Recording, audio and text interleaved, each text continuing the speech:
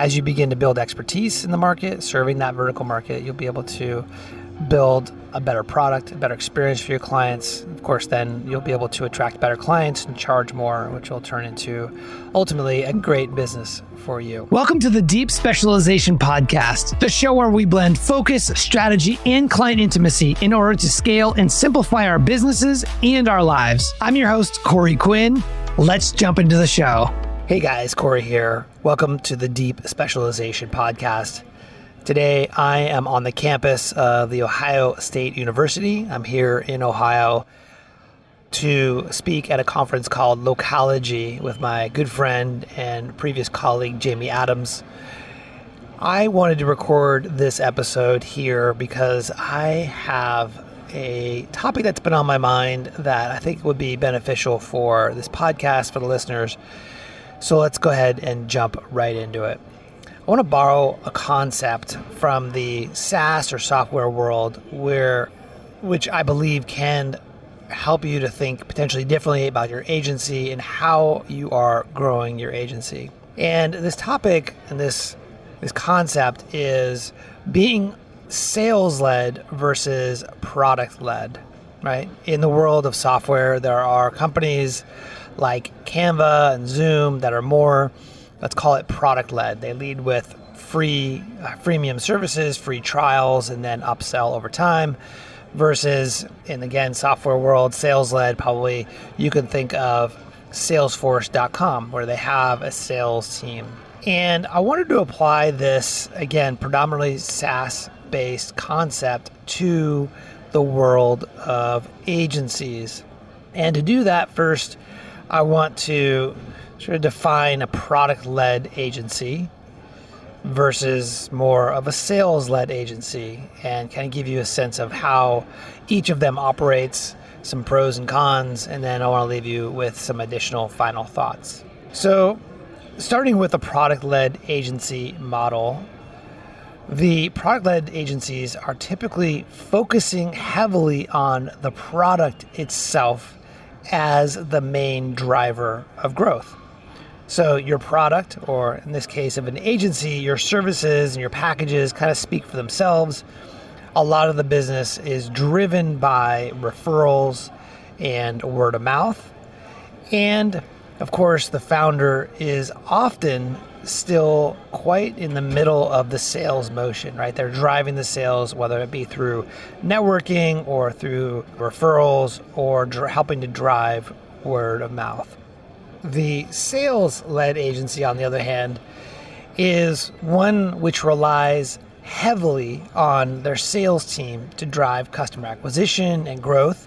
And that's where you get that growth, is through a sales channel versus more of, again, product-led or referral-based, right? Typically what you'll see, especially I think about my time at Scorpion, but also other agencies who have this more sales-led motion, which is where you have a high-touch sales process, you have demos, presentations, you have an in-house sales team that focuses on educating the prospect, talking about value creation, solutions, being a trusted advisor, doing custom proposals, scoping for each project. And where I think a lot of agencies are today is that I think most agencies believe or think of themselves as sales-led, but when you think about it, they are actually operating more like a product-led business.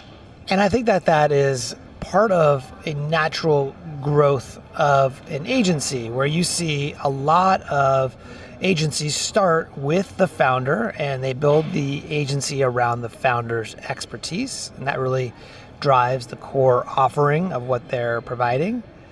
And founders, of course, are bringing on their first clients and doing amazing work for them, and as a result of doing amazing work, the word spreads and referrals come in. But then eventually, growth hits a ceiling when the referral network really saturates.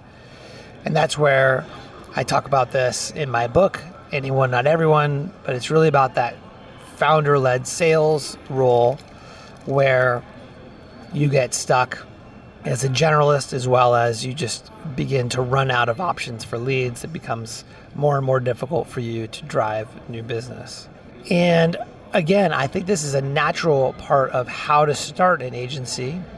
And while some agencies are very happy staying in this sort of product-led or founder-led approach, some agencies really want to break out of that. They want to truly scale to the next level, and yet they find themselves stuck because the product knowledge is typically trapped within either the delivery team or the founder.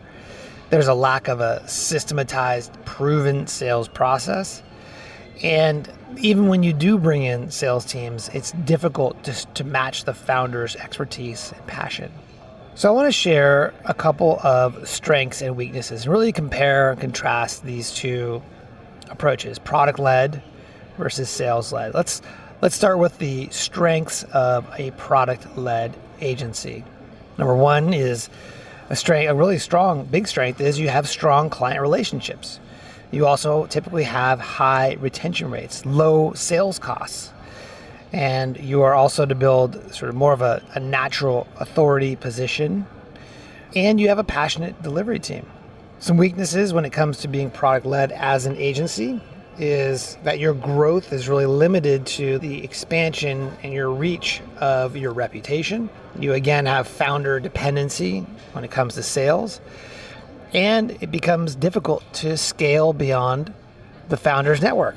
Of course, that leads to a lack of predictability in the sales process. Hey, it's Corey. I wanted to take a quick break from the show to say that if you're an agency owner looking for a strategic and reliable white label partner, you should check out E2M. They offer website design, WordPress development, e-commerce solutions, SEO, PPC, and content writing, and they are trusted by over 300 agencies. You can check out E2M's transparent and flexible pricing model at e2msolutions.com/the Deep Specialization Podcast. For limited time, E2M is offering a special 20% discount for the Deep Specialization Podcast listeners on your first month. Go check them out. Now, back to the show. Now let's talk about some strengths when it comes to a sales-led agency. Well, when you have a agency that truly has a sales function built out, you're able to build a more predictable and systematic approach to your growth. You have less dependency on the founder. Doesn't mean that you don't have dependency on the founder. Doesn't mean the founder can't be involved in sales if they want to be, but there's not a pure dependency on the founder. You're able to actually tap into a greater market because you're not just depending on word of mouth and reputation and referrals, which tends to happen maybe quickly to begin with, but over time it slows down quite a bit. You're able to have a more scalable acquisition model, right? We think about what we did at Scorpion. We started off with six or seven sellers. And today, I just got off stage with Jamie. He just shared that there are 56 salespeople today. You're able to add in more salespeople. You want to drive more revenue, you add in more salespeople. And you have a system for them to plug into. And of course, that leads to more consistent revenue. A couple weaknesses when it comes to having a sales-led agency is that costs go up. You have to hire a sales team. You have to do marketing and list building and all these resources to make sure that they are being productive. There's costs in that. So your cost per acquisition is typically higher. You have a risk of them going rogue, the sales team going rogue and starting to promise things that maybe you can't deliver on, right? So over-promising becomes a challenge, and scope creep and those challenges. Being able to maintain quality at scale. So you have to really have a really process-driven product team and delivery team to make sure that you're able to deliver quality at scale when you ramp up revenue and new clients. And always, I don't care how big of an agency you are, there's always going to be challenges when it comes to sales and delivery alignment. Sales saying one thing, delivery delivering something else, expectations, product training, so on and so forth. So those are some things for you to think about. When it comes to what I'm passionate about and where I really love helping agencies is those agencies that have really depended more on a product-led, or let's call it a founder-led model, where they may have a really charismatic or smart founder who's built up a great product or solution in the marketplace, and they've done great work. They have a good reputation in the market. They're generating referrals, but those referrals are just not delivering the volume of sales that you want to have, or maybe the predictability of the sales that you have. Right? There's not enough of a mechanism in your agency to drive consistent new revenue, and you want to solve that problem. I'm going to talk to you a little bit about how my approach to doing that. Typically, the first thing that we do is we identify a vertical market to specialize in. And this doesn't mean you fire all your non-vertical clients, but it means that you identify a industry that you could become an expert in, that you could focus in on, not only from a sales and marketing perspective, but also from a product perspective. When you focus on serving a vertical market, let's call it attorneys, you know automatically which lists to build, which content to write, which podcasts to launch. You know what products to build, right? All of a sudden it becomes a lot more focus around your sales and marketing. And because you're serving one specific type of client, i.e. an attorney solving one specific problem, maybe lead gen, you're able to strip out a lot of the founder dependency from the sales process.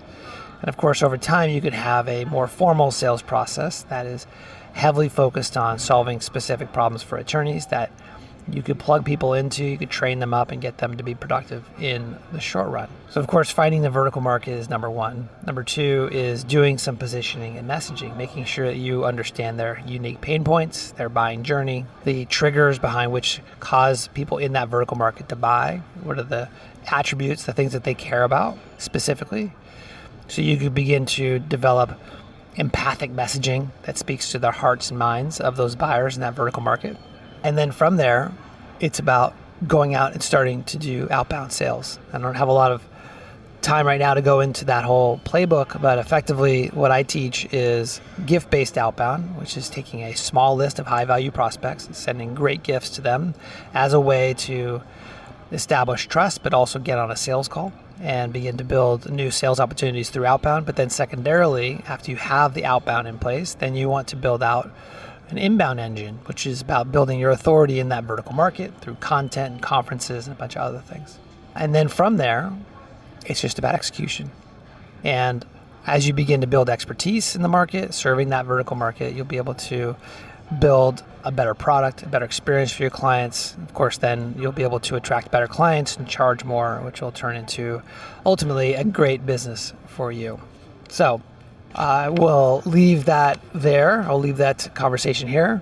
I think the takeaways for you is to ask yourself, are you today more of a product-led agency or are you a sales-led agency? And if you are interested in transitioning from purely a product-led agency into more of a maybe of a hybrid, or maybe even more exclusively something like Scorpion built, which is very much a sales-focused agency, then I encourage you to do things like specialize in a vertical market. And of course, I'll leave you with a resource to do that. You can download my audiobook for free.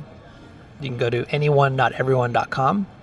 That's anyone.everyone.com and get my process from going from more of this product-led generalist agency to a vertical market specialist. Do outbound, like gift-based outbound, and other cool things. Okay, hope this is helpful. Thanks. Thanks for tuning in to the Deep Specialization Podcast. If you haven't checked out my best-selling book, Anyone, Not Everyone, you can download the audiobook for free right now by going to anyone.everyone.com. That's anyone.everyone.com. And finally, a special thank you to our sponsor, E2M. We'll see you in the next episode.